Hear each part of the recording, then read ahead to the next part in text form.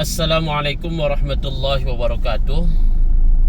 Bapak, Ibu, dan sahabat semua.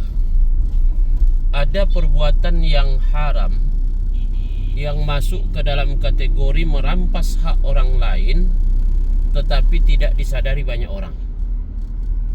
Di antaranya yang pertama, bagi suami yang beristri dua, yang satu istri sah, yang kedua istri siri. Banyak terjadi di tengah-tengah masyarakat kita. Ketika suami meninggal dunia, maka istri yang pertama tidak mengakui keberadaan istri yang kedua, dan tidak mengakui keberadaan anak dari istri kedua.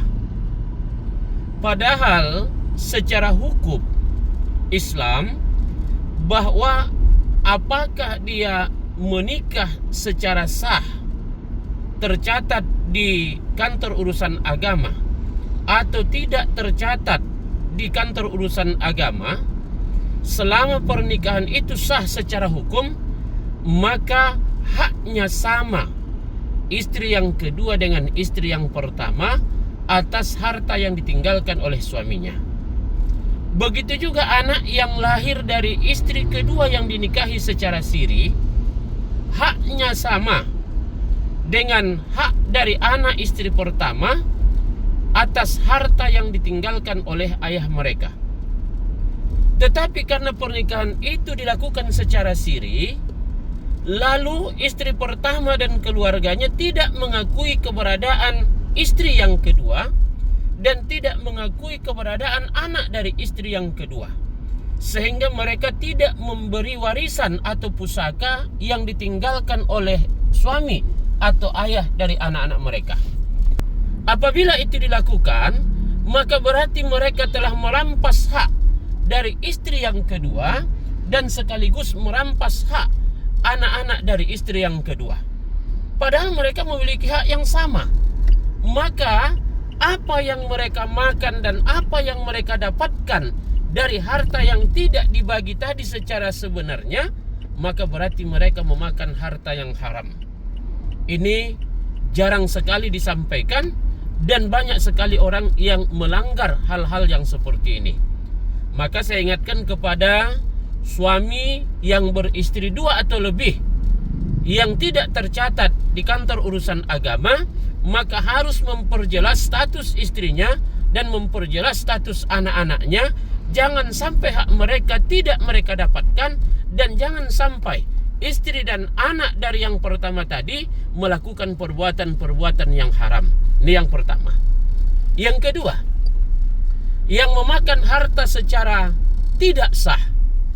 Ketika seorang ayah sudah meninggal dunia, kemudian si ibu belum membagi harta pusaka yang ditinggalkan oleh suaminya.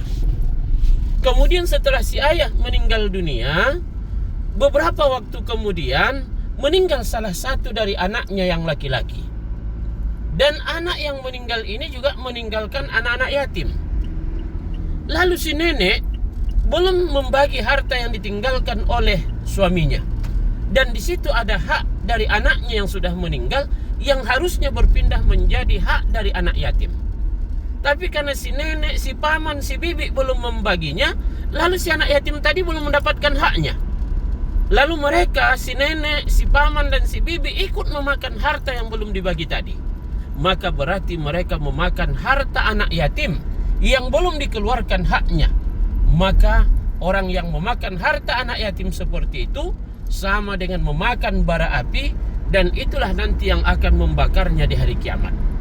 Jadi untuk itu, kepada setiap kita yang apabila suami sudah meninggal dunia, apalagi ada anaknya juga yang sudah meninggal dunia, bahkan meninggalkan anak yatim, segerakanlah membagi harta pusaka itu.